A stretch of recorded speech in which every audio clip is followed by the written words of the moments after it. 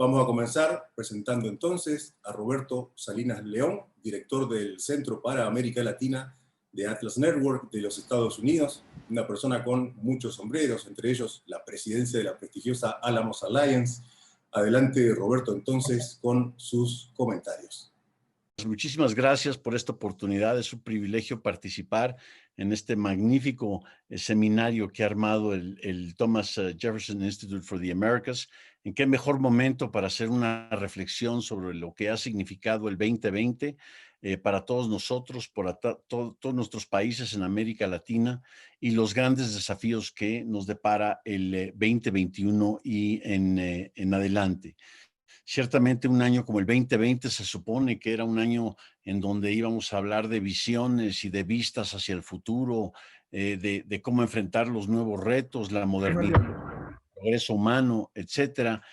Y apenas llevados 70 días dentro del propio gobierno, del propio año, perdón, se nos vino encima esta pandemia y junto, como decías, el confinamiento, en muchos casos obligatorio en la gran mayoría de los países alrededor del mundo. Y esto, pues, como justamente apunta The Economist, la revista The Economist, en su reflexión final del año, significó que el mundo se cerró. La cuestión profundamente atípica del 2020 no tan solo fue el gran reto de salud que representó la pandemia y el COVID-19 y las millones de muertes que ha generado alrededor del mundo, sino también, sobre todo, por los confinamientos y las respuestas por parte de los gobiernos ante el temor, ante la incertidumbre. Pues ante esa situación, justamente, el proceso político, los sistemas políticos, sean de derecha, de izquierda, de arriba, de abajo, no importa, se aprovechan de la circunstancia. Y lo que vimos en grandes casos fue una cerrazón a ultranza, que lo que generó en materia económica fue una especie de episodio del Twilight Zone, ¿sí? En donde se congeló la actividad económica. De repente amanecimos un día y ya no había comercio, ya no había intercambio comercial, ya no había cadenas productivas, ya dejaban de funcionar las microempresas, se colapsó la inversión, se colapsó el crecimiento. La economista Carmen Reinhart, ahora vicepresidenta del Banco Mundial y economista en jefe, llegó a describir esta situación como una situación donde se congeló la demanda agregada mundial y también se congeló la oferta. Entonces fue el peor de los mundos, que incluso llevó a varios, también de diversas tendencias intelectuales, a considerar que esto era similar a la Gran Depresión de 1929. Y si nosotros vemos lo que es el panorama económico en América Latina, ciertamente hemos visto colapsos por todos lados, ¿sí? Las economías de Argentina, de Chile, de Brasil, de los países centroamericanos, de Colombia, de Perú, de mi propio país, en México, en algunos casos van a ser de 2 dígitos a un nivel que no se había visto hace 100 años. Entonces, en este sentido, el confinamiento y el congelamiento generalizado de la actividad económica nos llevó a un desafío económico que varios de nosotros no habíamos, la gran mayoría de nosotros no habíamos visto en nuestras vidas.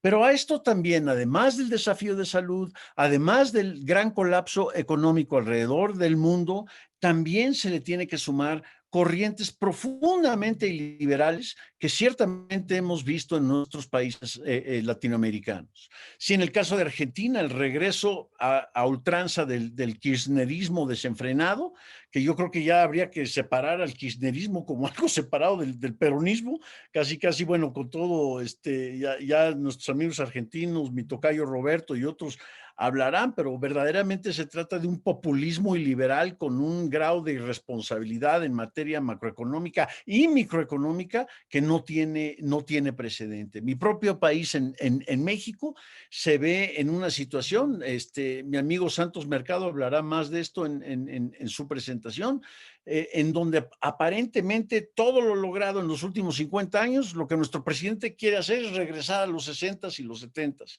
y con una nostalgia verdaderamente tragicómica de querer convertir al petróleo en la nueva palanca de desarrollo, justamente cuando México es de los pocos países latinoamericanos que ha mostrado la gran virtud de lo que es el libre comercio mundial y que ha diversificado enormemente su economía gracias a su inserción en el mercado global de comercio.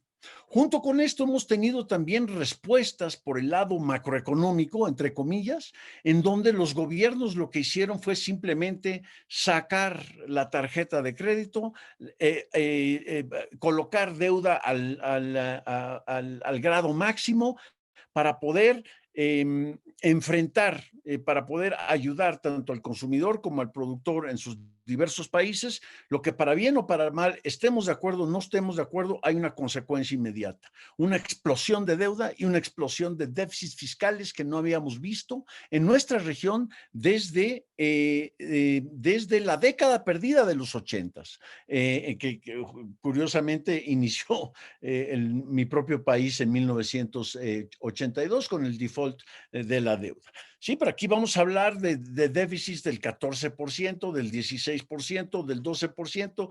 Ya después de un rato simplemente hay que pensar, bueno, nuestras generaciones futuras, es más, los hijos y los nietos de las generaciones futuras, nuestros tataranietos de hoy en día ya están endeudados, ya tienen obligaciones tributarias gracias a esta ultra expansión fiscal.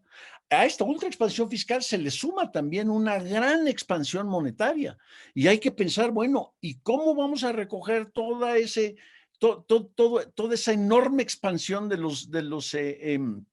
en las carteras de los bancos centrales, en los balance sheets de los bancos centrales? ¿Va a generar o no va a generar una inflación? Es una de las grandes interrogantes justo cuando varios de nuestros países ya habían conquistado, entre comillas, el monstruo inflacionario, pues ahora, y ya se ve en países como Venezuela, como el propio Argentina, como la estanflación de los 80s, el peor de los males económicos, ha regresado con una voracidad que está dejando a miles que por fin habían llegado a la clase media dinámica, los está volviendo a sumir dentro de la pobreza.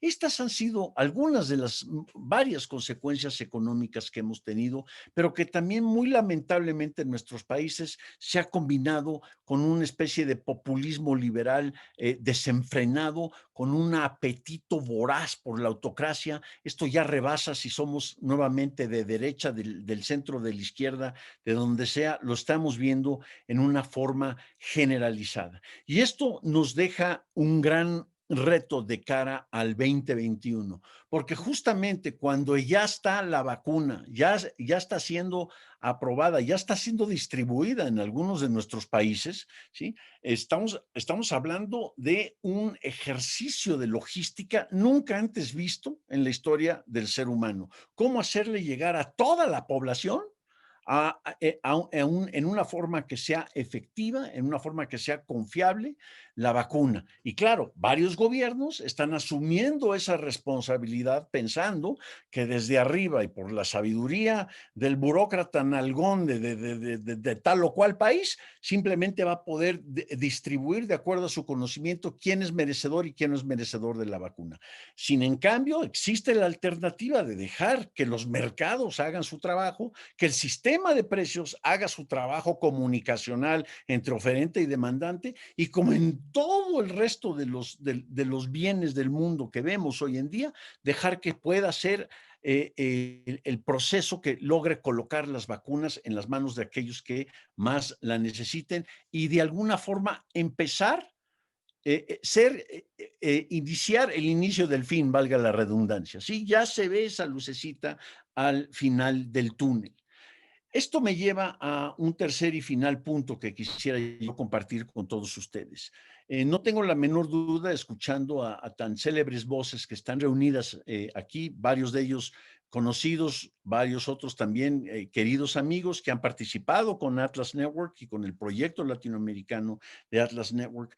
tiendo a pensar que habrá un fuerte pesimismo en torno al asunto económico, al panorama económico que enfrenta América Latina, por estos y por varias otras razones que he mencionado. Pero no perdamos un sentido de, si quieren ustedes llamarle, esperanza cautelosa. Este año también fue un año en donde vimos cosas maravillosas. El 2020 se nos congeló el mundo, pero también nos abrió los ojos. Nos abrió los ojos a la magia de la tecnología, que es un producto al final del día de la inversión y del riesgo que tomaron algunos y de los procesos de compraventa y los procesos comunicacionales a través del sistema de precios del mercado, en donde tenemos empresas como Zoom, que estamos utilizando hoy en día para poder traernos a todos juntos justamente en este momento en la antesala de la Navidad. Y Zoom hoy en día tiene un valor de capitalización mayor a todas las aerolíneas combinadas. Todas juntas, Zoom tiene hoy en día un valor mayor de capitalización, por no decir locos disruptivos empresarios, verdaderos entrepreneurs como Elon Musk, que a algunos les disgusta, a algunos les encanta, sí, pero al final del día es ese tipo de disruptor que hace, es el que encarna la virtud empresarial de la que habla Deirdre McCloskey, ¿sí? El entrepreneurial virtue, esa calidad de tratar de ver algo que no estamos viendo nosotros, de ser una fuerza disruptiva, pero que sea positiva en el sentido de una destrucción creativa. Nosotros nos imaginamos simplemente qué hubiera sido de todo el mundo si esta pandemia se nos da hace 25 años, en 1995. No lo quiero ni pensar cuál hubieran sido las consecuencias económicas, sociales, políticas en todos lados. Hubiera sido algo infinitamente peor de lo que hemos enfrentado en este ya trágico y atípico 2020, y esto es gracias justamente a la tecnología. Así que esa lección me parece que es fundamental de cara al futuro. Y eso nos deja con los principios fundamentales de lo que podemos llamar las ideas de la libertad, que las ideas de la libertad son justamente las que permiten la flexibilidad, la adaptabilidad, la innovación, como dice Matt Ridley, para innovar, ¿sí? Incluso para inventar, porque la invención es consecuencia de la innovación, pero ese ensayo y error, esa mezcla de los millones de pedacitos de conocimientos hayekianos que están en todo el mundo y que se permiten organizar a través de un orden espontáneo y permiten estas increíbles innovaciones que nos han permitido conectarnos y nos han permitido sobrepasar este proceso tan doloroso y tan desafiante que ha sido la pandemia y los confinamientos. Todo eso es posible solo si hay libertad. Para innovar se necesita tener libertad. Y esta es otra de las grandes lecciones que nos deja y una de las causas que verdaderamente debemos abrazar en el 2021. Sí, otro gran hallazgo tecnológico, un gran antecedente tecnológico, una vacuna en menos de un año. Nunca jamás habíamos visto. Ahora tenemos el reto logístico.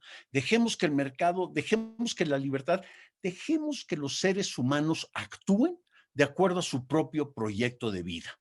Y más que un slogan, más que una ideología, más que una imposición, es decir, déjame trabajar, déjame ser libre para trabajar.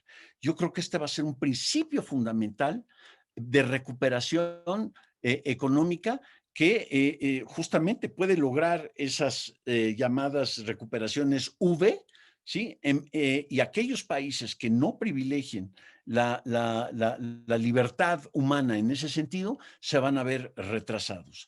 Ojalá que sea una lección positiva para todos nuestros países en América Latina. Hay que tener los ojos puestos en aquellos países, a pesar de todo, a pesar de la rebelión en Chile, a pesar del regreso del kirchnerismo, a pesar del populismo desenfrenado de López Obrador, a pesar de las locuras del presidente de El Salvador, a pesar de todo eso, aquí estamos, aquí seguimos y tenemos que seguir enfatizando la importancia de la libertad para que nos dejen trabajar.